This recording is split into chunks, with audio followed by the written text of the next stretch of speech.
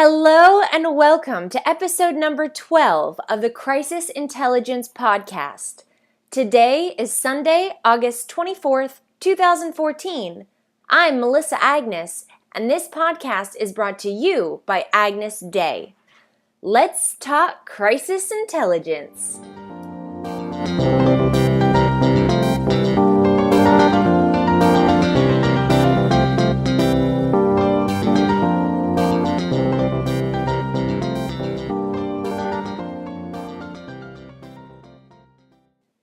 Hi, Janie. Thanks for taking the time to chat with me here today. So why don't you introduce yourself and tell us about what you do? I'm Jane Jordan-Meier. I'm the author of the 4 highly effective stages of crisis management, how to manage the media in the digital age. I also wear a hat of strategic advisor and high-stakes communication coach and trainer. I look after or help prepare executives to deal with a crisis, looking at crisis leadership in particular. Which is the topic that I want to talk to you about today. And you're joining me. I'm in Montreal and you're in Australia. Absolutely. So welcome to Down Under, even if it's only by voice. So let's start at the beginning. What is the role of a leader in a crisis? Very good question, because it's often a leader emerges in a crisis situation. And I think this is one of the greatest challenges for choosing a leader, and indeed a spokesperson. Is a leader and a spokesperson one and the same? Because naturally people think it should be the CEO, the managing director, the leader of the organisation, when it doesn't necessarily mean that that's the best person. I mean, everybody talks about Tony Hayward, and I want to talk a little bit today with you about emotional intelligence, because that's a really, and how incredibly important that is in a crisis leadership. So you get good, the bad, and the ugly. I've given you, if you like, a bad to an ugly example of the lack of emotional intelligence in a leader. But a leader in a crisis is the one, so you have a decision maker. So you have, on one hand, you have the operational side, someone who is leading the operational decisions. So, and then you have someone who's communicating the operational decisions.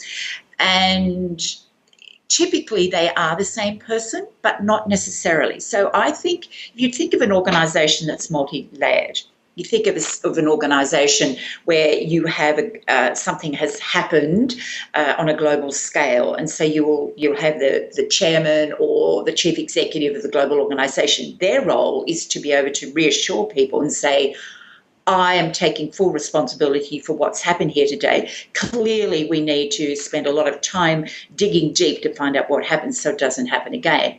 That's their sort of big picture macro role, where accountability and responsibility and action are important.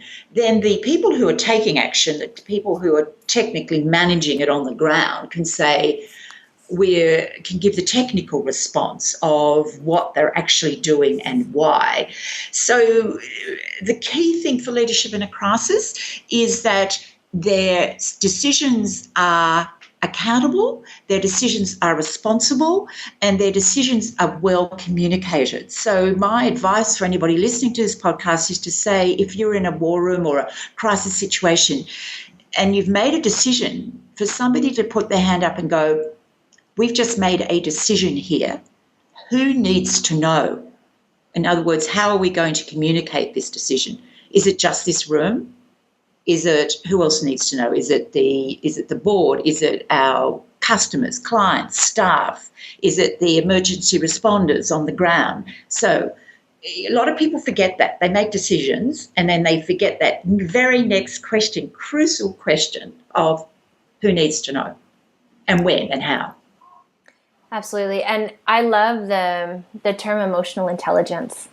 I love that. And it kind of runs, you think we're taught we teach in crisis management that you cannot trump emotion with logic. And yet as a leader, to say that the leader must be emotionally intelligent it's a very powerful term. It's a very powerful statement. It is. So let's look at that. So let's take a very well-known case, and one that a lot of people, and I'm going to give you an Australian example and I'm going to give you a world example. So let's deal with a world example, a North American example, September 11, and Rudy Giuliani. His response, and I'm going to compare that to Tony Hayward, his response to that absolute tragedy when he became mayor of the world, if you like. So let's just make sure everybody's on cue. So Yes. You're talking about the mayor of New York City during 9/11.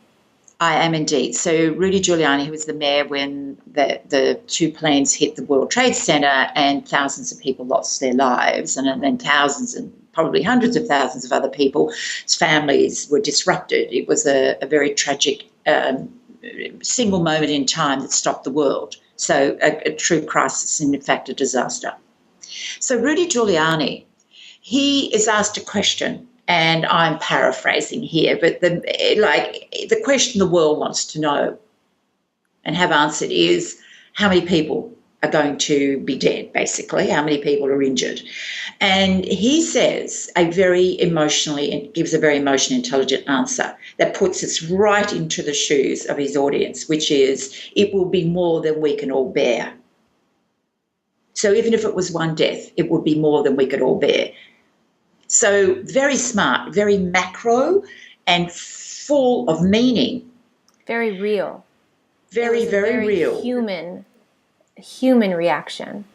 And a lot of people don't know in my research, because I've done a lot of research looking at for the next edition of my book, but also because I'm interested in behavioural science and how leaders react in a crisis. And his coach, he had one. All the best leaders have coaches, actually. And all the best sports people have coaches. Coaches are actually good because they can give you independent points of view. And if they're effective, they can play devil's advocate for you and really put you where you need to be.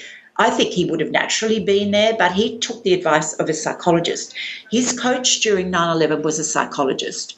So if his emotional intelligence was wavering at any level, he had someone to keep him in track, as it were. That's interesting. And yeah, isn't that interesting? Very interesting. And please remind me to talk a little bit about Bob Parker, who was the mayor of Christchurch during those earthquakes too, and talk a little bit about his emotional intelligence and his level of self-awareness. So then you contrast it with Tony Hayward, and that was the Gulf of Mexico BP big explosion where gallons of oil was being dispersed. And he was asked a similar question, not in terms of obviously people dying, but in terms of the impact of the oil in the ocean. And he chose to give a very micro, very, if you like, logical response when he said, I don't know, basically, I'm paraphrasing here, but along the lines of, I don't know what the big deal is. It's just, it's just a little bit in the ocean. I mean, and he actually named the litres, and he named it lower than it was. So every day it got more and more and more. So every day he looked like a fool, as it were. So very emotionally unintelligent response. So the lesson there is, obviously, be as human as possible, step into the shoes of audience. The audience isn't going to want to hear it's just a drop in the ocean. It's oil and it's doing damage. So emotionally unintelligent. And it's doing damage to life. I mean, in one hand, we had New York City, we had human beings losing lives, very tragic way. And on the other example, there was still loss of life, and people are just as emotionally attached to the loss of animal or marine life as they are with human life. So it was, but just that it was very, you're right, it was minusculing, I don't know if that's a word, but the severity of the situation, and it was underestimating the emotional attachment of his entire audience. 100% correct. Completely underestimating the emotional impact on his audience. And then again, from a perception, I want my life back. Again, a very emotionally unintelligent thing to say. He could have said, like everyone here, I mean, Yep. we all want our lives back to normal. And that's a point, I think, too, Melissa, when you're looking at crisis leadership, is also there's a couple of things that how the head and the heart come together, that's emotional intelligence, but also the language of we versus I. So if I go back to the beginning, when I said, the chairman or the head of a big global organisation can say, I will take full responsibility for making sure we clean this mess up, right? But when we were asked about, how we're feeling, it's very much a we, because it's a we, as you were saying, we are all attached to the outcomes here. We want to know that the beaches are clean, that the birds aren't dying, that the ocean, the precious water that we have, our precious resource, isn't being completely ruined. So so Tony Hayward, if I was, respectively, of course, you didn't ask my advice, it is about a we. We all want our lives back. We all want to be able to walk on that beach again. We all want to know that the birds are okay. We are BP, and we're all. So it could have been a very different outcome for him. Yeah. Very. It was very emotional. It was an emotional reaction, and it was but it was lacking that intelligence. Absolutely lacking the intelligence. And absolutely lacking the intelligence. So how do we test that? People ask me, well, you've got to stress test it, because as I'm also want to say, we default to type in a crisis. We absolutely default to type. And the crisis can bring out leaders. Now the Australian example that I promised you earlier, Anna Bligh. Anna Bligh was the former head of the government of the state of Queensland, which is a huge state that sits at the top of Australia and covers, it's probably, the floodwaters there covered, I think, France and Germany combined or something extraordinary. So, it's a big state, and it was a huge flood. And it threatened the lives and the safety of many, many people, their livelihoods. And so she displayed Churchillian-like qualities, I suppose, in the sense that she looked in control, but she spoke with fierce love, if you like, and for her state. And she knew how to use the we and the I, and it was about, we are Queenslanders. We will survive this. It was a bit like Rudy Giuliani talking about, we in New York will survive this. So she stepped into the shoes of her fiercely parochial audience of Queensland, and they were, you can hear them cheering them on, and, yes, we as Queenslanders will survive this. So her leadership, she rose to the fore. She was a little, as we say here in Australia, a little on the nose, but and Rudy Giuliani's popularity went through the roof. Her popularity went through the roof as well as the leader of Queensland. And she is very highly regarded for her leadership in that crisis, which became a huge disaster, again, displaying emotional intelligence when it really mattered. From what you're saying, if I were to rephrase, not that it needs rephrasing, but just kind of bullet point some key things that are popping out of me is that a leader will lead with their heart. So there's the emotion. They lead with their head. I quote you all the time, especially on this podcast. Jane Jordan-Meier says it brilliantly. A true leader will lead with their head and their heart in a crisis. But a leader will rise to the challenge and be strong. But the best thing that we can do as leaders, as human beings, is empower others. So from these great examples, you see that the true leaders, they give strength to others. They give strength for whatever tragedy or whatever circumstance needs to be battled through, that you need to overcome, that you're going to overcome it together. And you painting that picture with people saying, yes, we will come through this together. That's exactly what she empowered them and was able to rise to the challenge with them. Yes, absolutely, she did. And operationally pulled all the resources together. There is inevitably going to be a class action, but it's not against the government of Queensland. It's actually against one of the dam builders and engineers who said it wouldn't happen and it was safe, but the dam walls broken. They created more problems. So In contrast, at the time, we had a female Prime Minister, Australia's first ever popularly elected Prime Minister, Julia Gillard. And that's a whole different subject about her leadership overall. But in the background, she was wooden. She was very wooden, and the contrast between two women and powerful leaders and powerful women, you have the Prime Minister of our country naturally there and supportive because federal government resources were required. This is a natural disaster of a very large kind. But she was wooden. Her empathy was not there. Even though she could logically, rationally, and talk about we and what we will do, it just did lack the heart. It lacked, as you were saying, the heart was never present, unfortunately, and the contrast was very, very, very, very obvious at that time. And so how do you think that, looking back, how do you think that affected the management of the crisis? I think it meant that Anna Bligh was seen in a very different way, and she allowed tears. She actually allowed tears. And we as women leaders, Melissa, often think, oh, my God, we can't cry.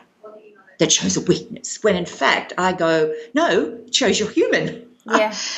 And I don't mean, sobbing, but she allowed, as indeed grown men can cry. I have recently, sadly, been at too many funerals. I lost a childhood friend recently, and at his wake, or the memorial service for him, one of his great dear friends spoke, and he cried.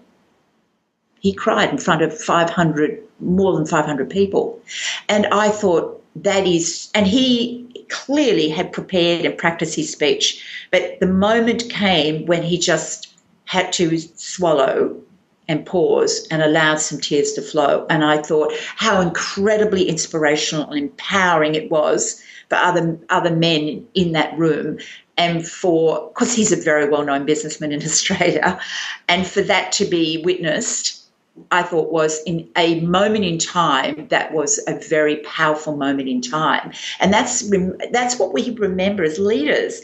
In this digital age, when everything is seen, people go, oh, it's just a digital camera. No. Every little, glimpse of our eye going up or down, whether we look up or down, or we raise an eyebrow and inappropriate. We wink like our prime ministers want to do at very inappropriate times.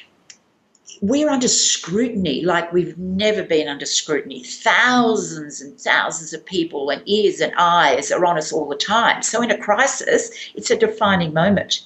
It's a make or break for leaders. It broke it for Tony Hayward. It made it for Rudy Giuliani. Sadly, Anna Bligh ultimately lost the election, but at the time it made it for her.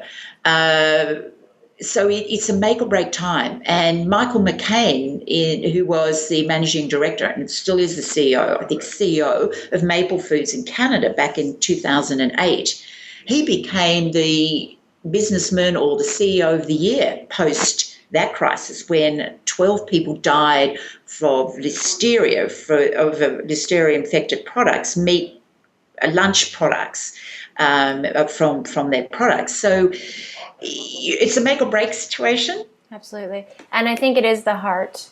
I can't say it's either one. It's the heart and the intelligence. It's the head and the heart together. With only a heart and with no intelligence, you get BP. And with only the intelligence and not the heart, you don't connect with your audience on a human level. And it's so important. Absolutely. And I want to cite, and I will come back to Bob Parker, who's the mayor at Christchurch. Please remind me, because it is a lesson in what leaders need to do to become more self-aware, have more emotional intelligence. But again, I am going to use an Australian example, and that is the Army Chief, Lieutenant General David Morrison. Now, his video went viral, and he's subsequently... brilliant example. Brilliant example. And he's subsequently spoken at the UN, and he has been amazed at how and why that went viral. Now, let's think about why it did go viral. You think he was spectacular. Why? Why do you think that? You're asking me? Yeah. I actually wrote a blog post about it, and actually, he came up in an example in a past podcast as well. First of all, on camera, without listening to him, you knew that he was a man of authority. You knew that he was dressed for the part. He was dressed to represent his position within the army. But when he spoke, he spoke with so much, and it's Patrice Cloutier. I don't know if you're familiar with Patrice, but we just did a podcast together recently, and this came up, and he said, and I thought he worded it brilliantly. He said he appeared to be like the fatherly figure of these women. And so the emotion or the emotion that he felt about the situation and about the wrongdoings and his authority in how he was going to put everything together that he could do to make sure to stop this internal crisis from continuing, combined together. And I think Patrice is right on with that. He had this fatherly connection almost, or where he felt like these were he needed to protect them, and he had the authority to protect them, and he was so convincing. And so, I must have watched that video so many times, just watching this true leader emerge. And I agree with you that you can't be scared to show emotion.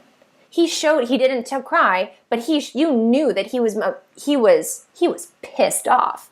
He was emotionally connected to this, and it was wrong. And he, was just taking the leadership and this is a common, I have other friends and colleagues that are part of different armies around the world, and it's a common problem right now, an internal crisis within these types of environments. And you just hope, or I would just hope, that every army or every unit that's facing this type of situation or a similar one, that they have a leader like him. Absolutely. And let's name the problem, sexual abuse of the worst kind. I mean, he was angry. You could feel that anger coming through that video. Yeah. I watched it too and shown it to actually a bunch of emerging female leaders recently, and we had quite a long discussion about him. It was very interesting. Some people felt like he was holding back a little on the emotion and the tears, and felt like they wanted a little bit more of his heart in it, which was interesting. Overall, they thought he was brilliant. But, I mean, the video it was very interesting. It's been hundreds and thousands of times on YouTube. It's been clicked on. I don't know what the latest is, in the Army website as well. Videos that members had filmed themselves having sex with their female colleagues. And then posted. It was just absolutely awful. And that video was an internal video, actually. So it was actually to the members of the armed forces. Wow. So it was on the defence video, on the defence website, and it went viral. And you have to think about what goes viral today, and it's things that touch people emotionally. Yeah, exactly. The teacher in England, I think was it in England, who I think it was very recently, that a teacher in England published, and her letter's gone viral, where she wrote to her children about a major test that was coming up, and because the grades of this school had been below the average, and she said they don't know that you can play the piano. I'm paraphrasing again here. They don't know that you can paint beautifully. They don't know that you're beautiful young people. And her letter to her students it's gone viral. Now, why? Because that touches human. That's the human, the emotion intelligence that we have. Way, way, way, way important. If there's the best stress test you can do is to be like Bob Parker. Okay, so Bob Parker was the mayor of Christchurch in New Zealand when the earthquakes hit, and kept every day, and more damage, and people lost their lives. So it was a disaster. And his background, again, I actually can share this, and he can share it publicly, but I spoke to him after a talk he gave. He spoke to the Public Relations Institute of Australia's conference about 18 months, 2 years ago now, I guess it was. And he shared how he managed that crisis from a communication perspective. And he was very visible. He was out there, he dressed for the occasion again, and we'll get to dress soon, I'm sure. And he was in his busy vest, his bright orange vest. He was out there demonstrating. He was rolling up his sleeves, getting his hands dirty. So he was demonstrating the actions that he as leader of that city was taking. And every afternoon he went out and visited the people. And one of the questions from the audience was, how did you manage that? How did you look so, I'm going to use the words emotionally intelligent, because that's actually what the questioner was asking him. And he shared that he'd been a drug addict. He also, by the way, is a trained actor. Okay. So that's important here in terms of what can you do to tap into it. So he was a drug addict. Excuse me, and I'm not advocating that everybody goes out and becomes a drug addict or to become self-aware. Far from it. But what I am encouraging is that you become as self-aware as you can. And you said there's nothing like letting it all hang out, so to speak, in front of lots of people and sharing your addiction to learn about yourself. And he said, once you've done that, where else is there to go? So he became he got in touch with the inner him. He had to get in touch with the inner man, the inner human being, and the emotion, what drove him to be addicted to drugs. So he became very, very self-aware and very brave and courageous. So good leaders in a crisis, Melissa, also display courage. Yes. And you're right. You don't have to go through, a drug addiction to become in tune with yourself. But I think that in that case, what you're saying is that he himself he felt like he hit rock bottom at one point in his life, and he had to completely bear all in order to build his way up. So he was leveraging that in terms of leading in a crisis. Absolutely. And I only found out very recently that he was actually also a trained actor. So he had also learnt about pace of delivery. Okay. And so he had been highly trained and coached and perfected, if you like, his art through his acting. But he was real. Yeah, that's what I was going to say. He is very real. Yeah, we have to. I see great speakers who study stand-up comedy for the same reason, right? That it's different things in stand-up comedy. As a speaker, you learn timing and you learn pace and different things. The actor, I think it's very important to point out that that's not what makes a good leader in a crisis. That was a tool that he used to help him communicate effectively. However, as we've discussed, a good leader in a crisis is coached. He is prepared to take on advice and doesn't see themselves, isn't isolated necessarily, will listen to advice, manage tension. You've got to be able to manage tension. I mean, that's emotional intelligence, to be able to manage tension in a crisis, because there will be. I mean, people want to have somebody to blame and they'll point fingers. That's naturally, as human beings, we want to know, how on earth did this happen and who can we blame for it? I mean, human beings will jump to that. And managing the emotions of others, as I like to say, pick the panic. Very good leaders need to be also able to step into the shoes of the audience and think ahead and go, well, where is the next panic coming from? Where will people panic, or how will they panic? And if they can't do it themselves, and they may not be able to, they at least know the right questions to ask to find out from, hopefully, their emotionally intelligent or emotionally resilient leaders in a crisis, the people who are taking the action, the technical clean up the mess, whatever the mess is, they are actually being able to observe, have situational awareness, to be able to observe people's behaviour in a crisis and anticipate where the panic might come from, because that's communication management side of it, is often, particularly in initial stages, managing the panic. And that's what Rudy Giuliani did very well. He managed the panic by saying, in a very macro, big picture way, what we're all feeling. It'll be more than we can all bear. We can all bear. Yeah, I like that. I think it's a really good point to restate is the we. making it a community. It's not about I.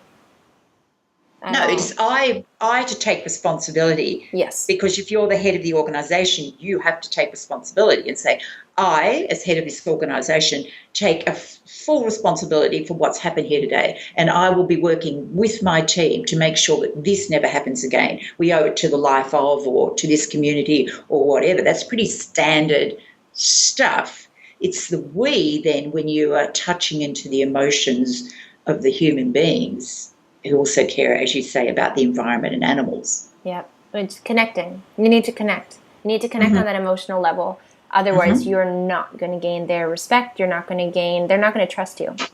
No, and I think values are important, Melissa, just on that. Michael McCain, I love to quote him because they have values-based leadership in their Maple Leaf, and it's very rigorous, and not everybody gets through it. But he's famously quoted, and again I'm paraphrasing because I haven't got it in front of me, but said there was the advice of two people that I didn't take during this crisis. One were the accountants and the other were the lawyers. And now this is not against either accountants or lawyers because you need their advice too. But he said it isn't about money. It's not about liability. It is about making sure that our products are safe. It's about making sure that we make sure that the safety of our food is the most important thing here. And that's the type of person you absolutely want leading your organization. It's profound, that connection and that trust that you can build with your community by leading effectively in a crisis, by taking that role and doing it well, successfully. You said something earlier that I'd like you to just kind of talk about for a second or two, is that you said in passing, we default to type. In a crisis, we default to type. So talk to us a little bit about what that means, because I think it's very important for organizations, for whether you're the leader, whether you're going to be coaching the leader, whether you're going to be in any role that you are in the organization, that you understand what that means, because it's a predictable behavior. Absolutely. So default to type can mean if literally you forget how to speak English. Because what happens in a crisis, and this is what neuroscience tells us, when I recently interviewed Professor Sandy Alexander here in Australia, who's one of our leading neuroscientists, and we talked about the most recently developed part of our brain, which is our neuro-linguistic part. That's what under extreme stress and in crisis and panic, people lose that ability. So if you're imagining you're the leader of a ship and you have a disaster on board, there's a fire, and you're the captain, and your crew is Chinese or Spanish speaking, they will forget their English and will only be able to hear you if you speak in their language. In their primary language. In their primary language, because that is it's in the other parts of the brain. It's in our longer memory that we can, we're reacting to type because that's our type. We speak our mother language. So that's a very practical language. Again, the type of being emotionally unintelligent was very evident for Tony Hayward. He reverted to type. It was about me. Rupert Murdoch reverted to type at the commission, the parliamentary inquiry into the phone hacking scandal, the first. There's been many, but the first one. And he said, now, I just want to say something. This is the most humbling day of my life. Reverting to type. Incredibly emotionally unintelligent thing to him. Of course it was humbling for him. But what about the family of Millie, the dead girl whose phone they'd hacked? Yeah. I mean, there is an extremely clever, very smart man who's been, you have to admire him as a businessman, and he's a big systems thinker, but he's probably of an age, but it's very egotistical, very narcissistic thing to say. And that's the type. So in a crisis, we want to understand the type. So stress testing is important. I know you said a second or two, and I've gone over that. No, I didn't. I wasn't being literal. Yeah, no, I know. I just want to give you a very quick story of a stress test. So this is a number of years when I'm earlier in my career, when I was doing some media training and coaching, and we were getting ready for the launch of a very, very controversial animal health product here in Australia, a very large pharmaceutical company. And we needed a spokesperson. And the vet seemed to be, the organisational vet, seemed to be a good choice. He was a good-looking man, very articulate. He understood the product very well. And so he was chosen. So we set up the training session, and his first interview he went through with flying colours, and we're all going, oh, we're so clever, we've chosen the best person. And then second interview, questions are getting tougher, more controversial, and he takes them very, very personally, and he jumps out of his seat and he goes to throw a punch at the journalist that I had contracted to do the practice interviews. And if that journalist hadn't jumped back about a metre or 3 feet, he would have been knocked out cold. Wow. We all just went, oh my goodness. So needless to say, he was not the spokesperson for that. So in the end, we chose a very a very measured, much less, if you like, flamboyant, but somebody who was way more emotionally intelligent, who was very calm under pressure, and went through the stress test with flying colours, came out 8, 9 out of 10, and it was a big surprise to all of us. So a leader emerged under that pressure. And that's a beautiful example of the importance of training and testing. Absolutely, because you do not want to make that realization in the midst of a crisis. No way. And reputations all round go down the gurgler. Imagine the spokesperson for the crisis that you're facing gets up and does something like that to a real reporter because of the heat of the moment. And, it's funny because I say this often when it comes to social media, that just because you name somebody of the role of, some aspect of social media, whether it's in a crisis, whether it's for marketing, PR, whatever it is, doesn't mean that that's the right person. Social media, for example, is something that you either get in love or you don't. And you want to fill that role with somebody who has that passion, because they're also going to understand how to use that role effectively in a crisis, or how to use those tools effectively in a crisis. The same thing with a spokesperson. Just because, and you said it at the start of this conversation, that just because you're the CEO doesn't make you the perfect spokesperson. You can be brilliant at your job. Doesn't mean that you necessarily have the natural ability to handle the media under pressure. So I think that it's a beautiful example. Or angry shareholders or activists, yes, or any high stakes communication, when you are put through very intense, and rightly so, if something bad has happened or something potentially bad has happened and people are very emotionally connected to it. Managing that is incredibly important. And I'm always astounded, Melissa, when frontline people often are sent out to deliver a highly contentious message without giving the support that they need. And it's, to me, negligent. Very negligent that frontline leaders are often neglected, and the money is put into the crisis management team, rightly so. But crisis doesn't begin and end with the crisis management team. There are many, many, many, many people in organisations fulfilling the action roles at the front line, where they are speaking with, may not be a television camera, but it's going to be speaking with people of authority and making decisions and communicating, and mistakes can be made there because simply they don't know how to manage that situation. It's so true, and it's something that you can't predict unless you take the time to figure it out. And by figuring it out, you educate, you train, and you practice.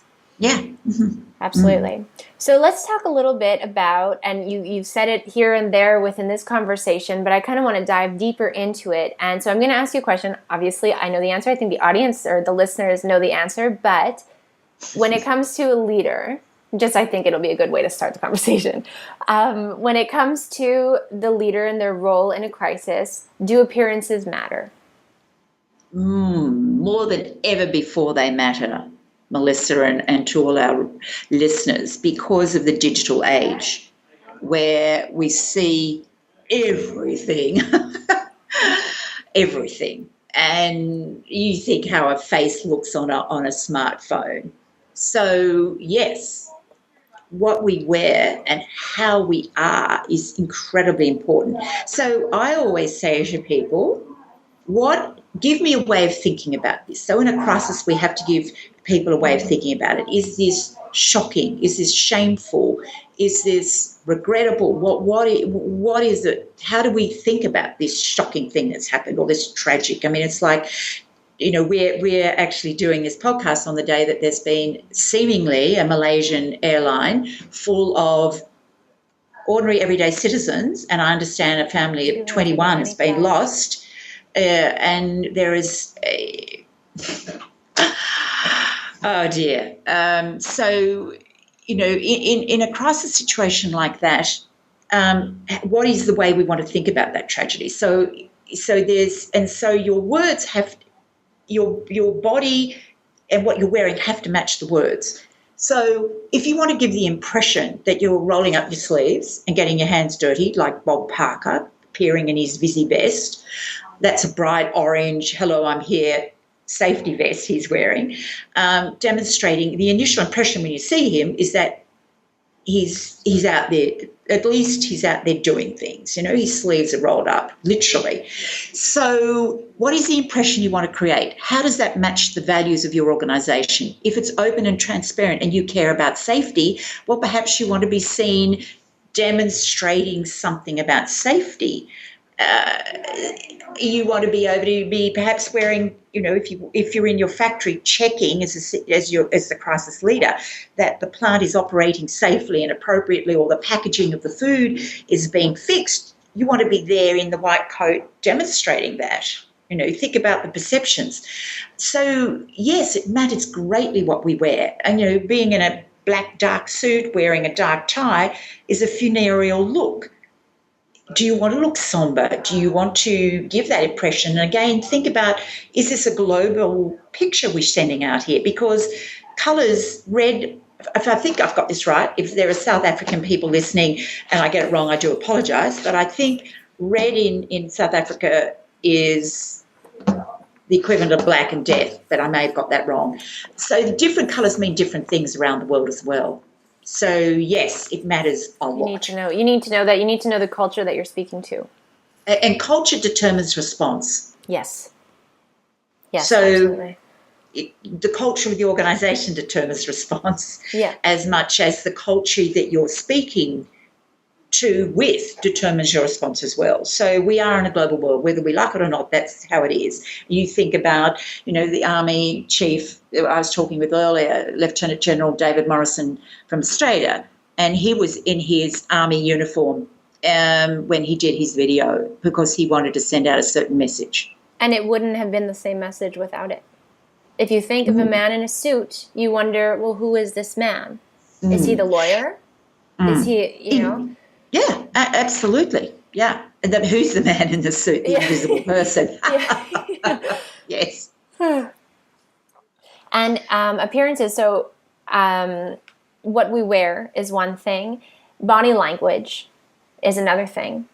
And you wrote it brilliantly in a paper that you recently wrote where you said that people react and make judgments on the tone of your voice and your body language more than they will on the words that you speak, and quicker as well.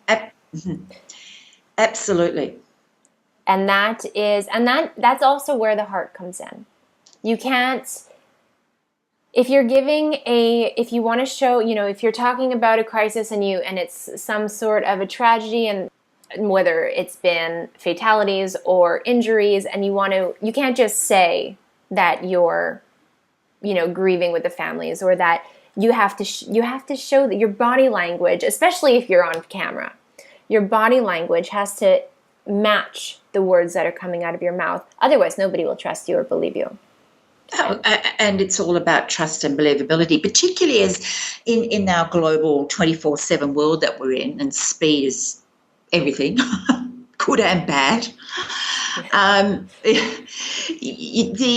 We are seeing people making, if we go back to General David Morrison, Lieutenant General David Morrison. Now, he was unknown outside, probably to a lot of people outside of the army, but yet he's had a worldwide response. So we know that we will respond to people that we don't know because of the access to video or the access to sound or the access to pictures on smartphones or wherever it might be. And so even more than anything, we have to realise that nanoseconds, we will actually make a decision whether we believe you or not just based on how you look and sound within milliseconds. Literally, if we think of Michael Phelps, that nail-biting finishes sometimes he's had recently in the past Olympics when he got his famous collection of, I think, 8 world record, 8 gold medals. It was a nanosecond of a touch on the wall, and that's the equivalent.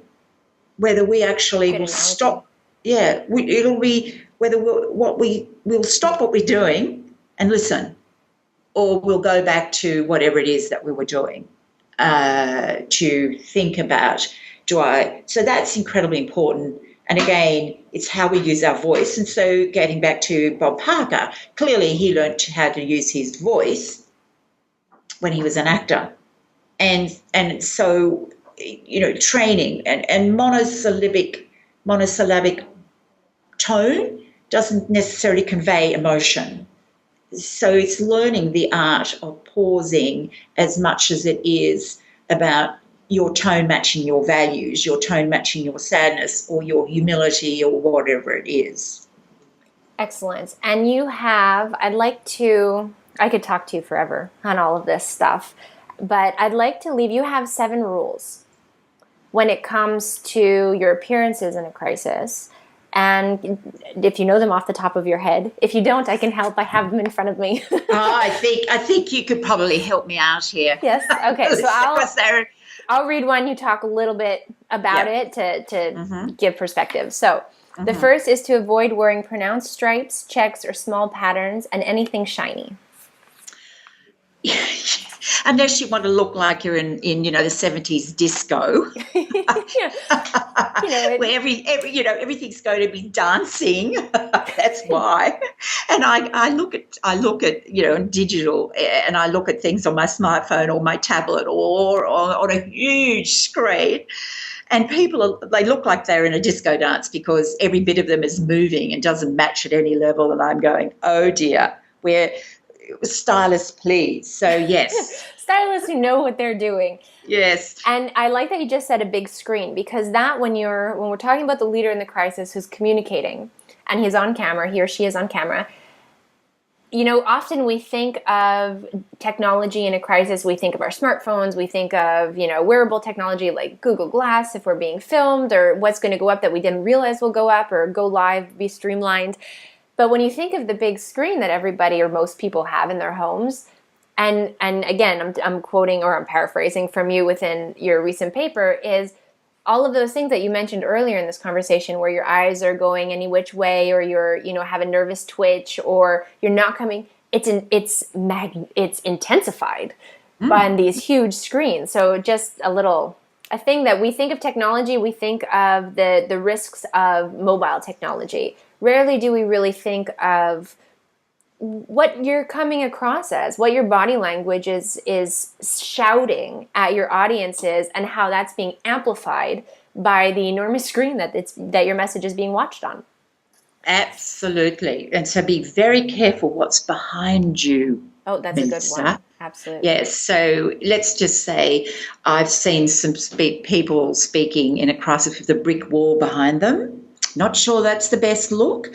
If you imagine in a crisis and you've got a man in a suit, and this was actually a man in a suit, dark suit, and behind him, he's the key spokesperson, is a brick wall. So immediately the impression is stonewalling. And you imagine how social media could play on that. Absolutely. And how quickly you create another little mini crisis. Yeah. Photoshopping. That with how all that works with a brick wall behind you. So appearances do matter in terms of be very careful what's behind you.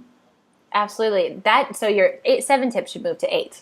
Your 7 tips are more about what are on your body, but it's very important to be self-aware and aware of what's around you. Absolutely. Absolutely. So point number 2, and I'll go through them because I just promised them. So for those of them of listeners that want to hear. So number 2 is to avoid gray, or no, actually, not to avoid, that gray, brown, blue, or mixed colored suits and dresses are best. Yes. So the golden rule that I and a lot of my clients will wear, I say, have a pastel blue shirt. Men have a pastel blue shirt in your closet, cupboard. Depends on where we're listening in terms of the language you'll be using. Yeah. Wardrobe, in your wardrobe. Yes, the wardrobe is a very safe. And for women, again, a solid colour. Today, for example, I'm wearing a solid, soft, greeny yellow, muted top. So that would be perfect for me to be wearing, for example. Avoid dark black, again, thinking of this digital age, big screens, small screens, everything is blacker than black. So, again, it comes back to what's the overall impression you want to create? Why? What's the aim here? What's the communication, perception, messaging, even if it's nonverbal we're sending out? Absolutely. Your number 3, I have a question actually. What about bright colors? So, vibrant pink, for example. No, again, it's like vibrant pink will be even more vibrant. And when people look at you, all they'll see is the vibrant pink. Getting back to our spokesperson about the vet who failed his stress test, he was actually wearing bright orange overalls. And I can't tell you that every time we did and we were stuck with them. And I learnt my lesson then big time, is that bright orange overalls, or bright orange, is brighter than bright. And this is in the 80s, late 80s. So before today's digital age, it'd be even worse. Okay. So bright colours, muted colours are better. Pastel colours are better. Very nice. You have number 3 is gray, light blue, off-white, or pastel shirts or blouses are best. Avoid visible buttons, which flare in the camera lights, distracting from your message. And I'd like to underline that you don't want anything, and that's the whole point of this. You don't want anything to distract from your message. Absolutely, because people then get sometimes even to the point where round earrings versus square can make a difference. People don't necessarily know that doesn't terribly worried about it. And it's like men have shirts that have buttons on them, button-down shirts, fabulous, look fabulous, I love them, but they flare in light, so again, it distracts us from the message. It's the same with women wearing big dangly earrings or very big necklaces. Again, what is the overall impression you want to create in this crisis? And maybe, I don't know, I can't think right now, but if you're wearing an outrageous necklace, which took up all the attention, a bit like the vibrant pink or the vibrant orange, it takes all the attention away and you just get completely distracted. And we do. So we're kind of like moths to a flame. We get distracted. And if you have a few minutes, and a couple minutes to communicate your message, and meanwhile your audience is transfixed on, oh wow, did you see her necklace? How much did I just lose while I was thinking about you? Even just in that little second. So we have to think about that. It's very important. So number 4 is women should wear neat jewelry or none at all, depending on the circumstances. Absolutely. Which goes to point what we just said. Yes. So can I just add to that, Melissa, and say for women, it's really important that the neckline is high. Okay. Very important, because the neckline of the jewelry or of the clothes? No. Okay, jewelry aside. Minimal. So we've talked about the jewelry. So I'm also wearing a neck strand of pearls today, and quite thick big pearls, I would take those off if I was doing an interview, for example. But neckline, and again, what I'm wearing today with this muted sort of citrusy yellow is right up to my neckline. It's not a high neck, but it's right at my neckline. And again, that's very important for women. I've coached women. I've had to be very delicate about it sometimes, but no distractions. No distractions. So your skin can be distracting. So let's have the neckline high, please. Absolutely. I think a lot of women probably feel like it's their right, or that they should, we go into the whole evolution, I guess, of women and women rights and stuff. But the point is that your message is the most important thing when you're communicating, and your message is what you need to communicate effectively.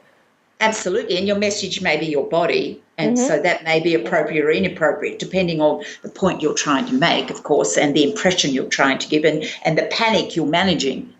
Absolutely. Absolutely. Number, what are we at? We're at 5, is to take your keys, phone, and pen out of your pockets. Oh, yes. And this, I think, is something that is just many people don't think of. We think of what shirt we're going to wear, or maybe what earrings we're going to put on, or how we're going to put up our hair, but we don't think of what's in our pockets. Yes, because you imagine particularly if you're doing something like a podcast or something that's very auditory, like a radio interview or even a Skype interview with the sound can sometimes not be that great. So you want to make sure that there isn't anything that detracts from your messaging. So, the jangling of the keys in your pocket. Because again, if you're under pressure, you might just have that little habit of grabbing hold of something, or grabbing hold of your pen or whatever it is. God forbid the pen might leak as well. The phone goes off. So empty the pockets, please. Yeah. And I think it's really that, you're distracted if your phone does go off, even if it's on vibrate. You've just lost your focus point right there. And so there's a lot of, it's a very important, rather than interesting, it's an important point to remember. Number 6 is to avoid having a haircut right before the interview. I like this one. Tell me about it. You imagine the first day that when I've had my hair cut, it isn't settled in, and maybe it's a bit spiky. If you think about men, sometimes they get their hair cut very, very short. It looks unnatural. You want to have it when it's a week later, it's settled in a little. And also, if imagine it's a bad haircut, we want to have a little bit of time for it to sort of grow out a bit or changed. So I'm all for having good grooming.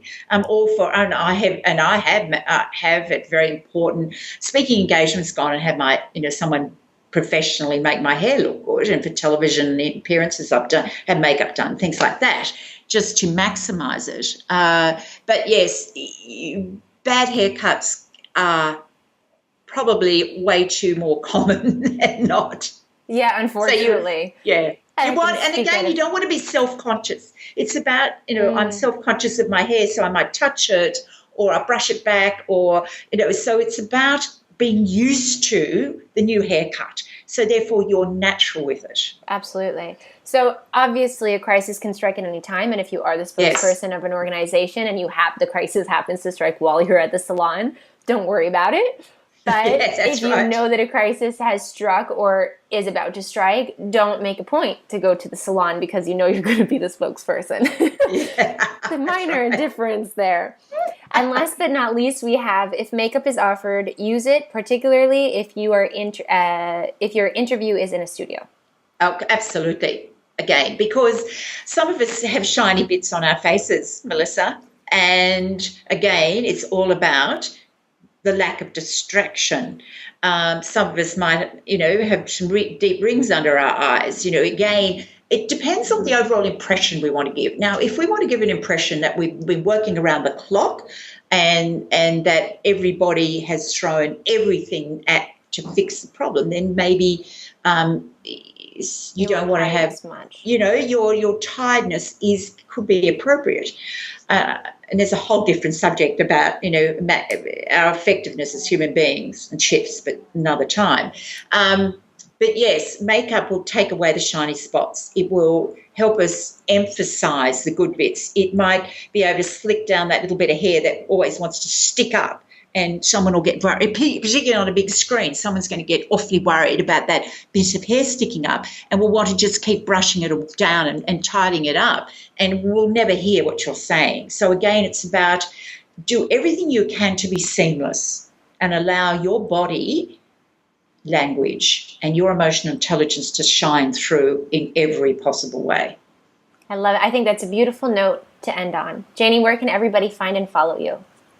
On Twitter, I'm at Jane Jordan-Meier. My book has a website which is about to get revamped, and it's it's crisismanagementbook.com. So, www.crisismanagementbook.com.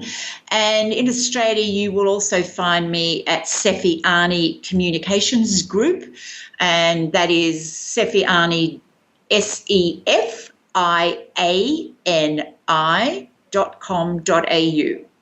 And all of your links that you just named and maybe some other ones will be below this podcast, no matter where whoever is listening to it from.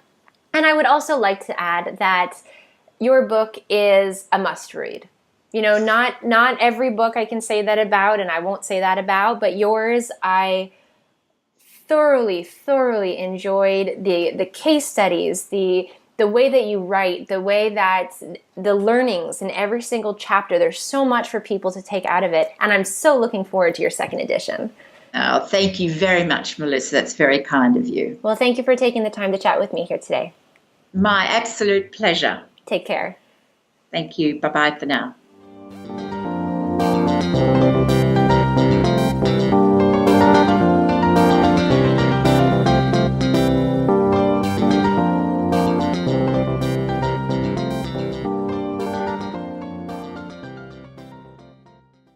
Thank you so much for tuning in and listening to this week's episode of the Crisis Intelligence Podcast.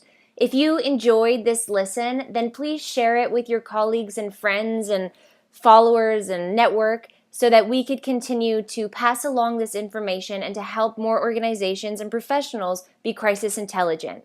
We'd also love it if you could head on over to iTunes and/or Stitcher and write us a review and provide us with your thoughts and feedback from these episodes of the Crisis Intelligence Podcast. And lastly, if you have any suggestions or ideas for topics on crisis communications that you'd really like to hear about, then we definitely want to hear from you. Also, if you have any questions for Janie from this week's podcast that I either didn't ask or that you think of later, feel free to send me those questions via email, and I'll make sure they get to Janie, and I'll get you her answers in the form of a blog post over on the Crisis Intelligence blog at agnesday.com. Thank you so much for tuning in this week, and I look forward to talking even more crisis intelligence with you next Sunday.